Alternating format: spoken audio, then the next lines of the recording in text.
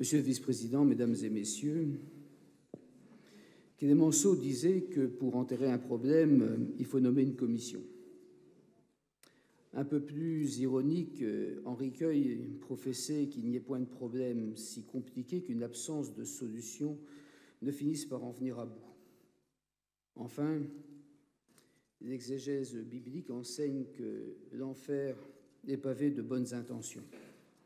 Manifestement, votre agence bretonne de la biodiversité puise au moins partiellement à ces trois sources. Pour moderniser l'expression de Clémenceau, vous ne proposez pas une commission, mais une agence fédérale même, nous dit-on. Mais est-ce une agence pour agir? On peut en douter. Citons deux missions pilotes qui figurent dans votre bordereau. Rédiger des atlas, des guides, des documents de sensibilisation, etc. Diable, du papier. Gérer des aires maritimes littorales avec des élèves d'école. Ah, nous sommes sauvés.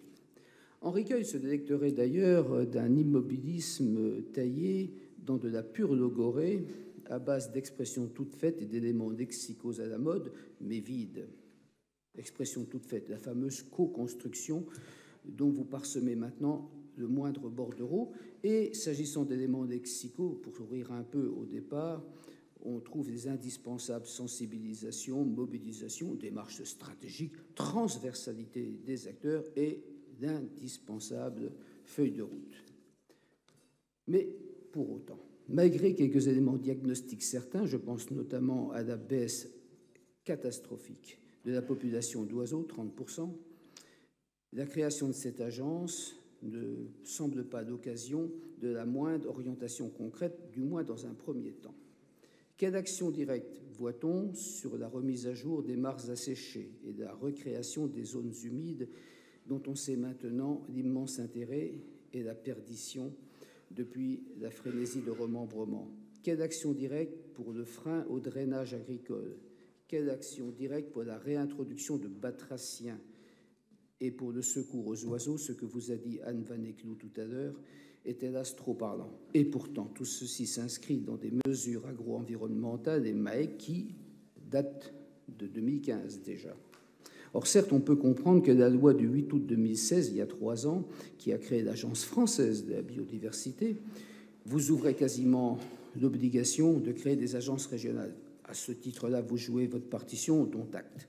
Cependant, ce nouveau comité Théodule semble surtout voué à des gesticulations dérisoires et à des campagnes de communication sans lendemain. De fait, le modèle économique auquel vous souscrivez va à l'encontre des vœux pieux formulés dans la future agence bretonne.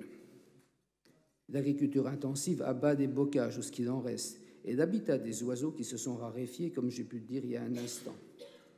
Anne Van Ecloo vous a parlé des éoliennes, et l'exemple de la forêt du Morbihan est hélas emblématique. Mais on pourrait ajouter la culture du maïs qui assèche notre région, pauvre en eau profonde, aux grandes dames des insectes et des batraciens.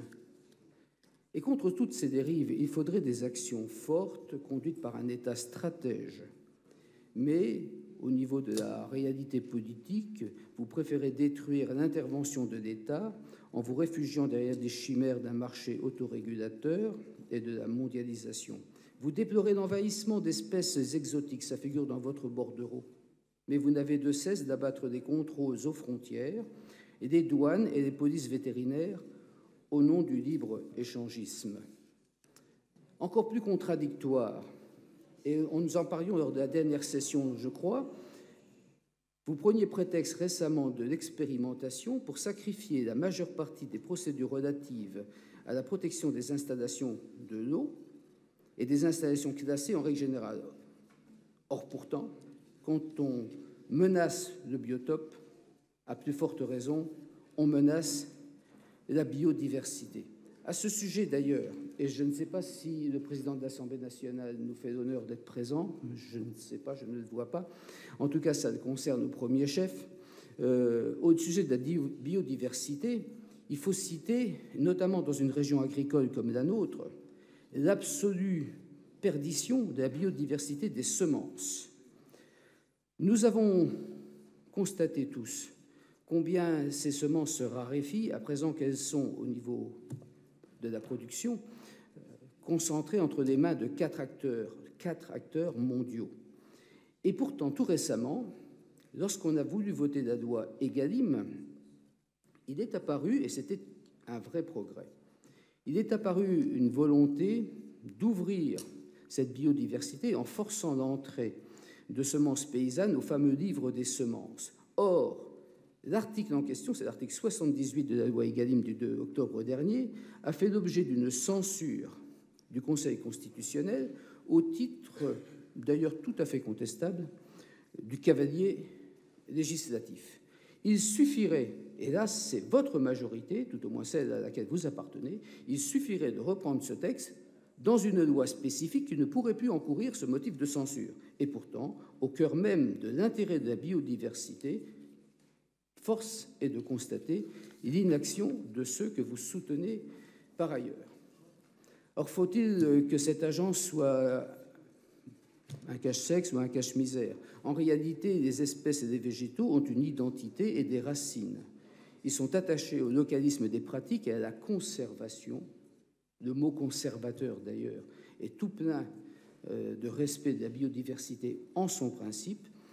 Et on est bien loin, en espèce, du bougisme et de la frénésie d'échanges inutiles. D'ailleurs, de manière très précise, Aquarim, des agences régionales de la biodiversité, dans une France où on s'attaque au même moment, en même temps, comme disent certains, à la loi littorale, au respect des 100 mètres qui nous concerne au premier chef, car nous sommes en Bretagne, et au moment même précisément, en ce moment, où on réouvre des chasses aux oiseaux, y compris dans la zone de prédilection du président de la République.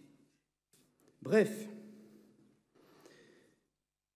on peut craindre quelque part que cette agence soit un peu le siège de l'enfumage, quelque qualité qu'on puisse localement reconnaître à M. Burlot. Et en effet, toutes les agences du monde pour la biodiversité resteront faux semblants et lettres mortes dans une économie mondialisée vouée au seul culte de l'argent court-termiste. Toutefois,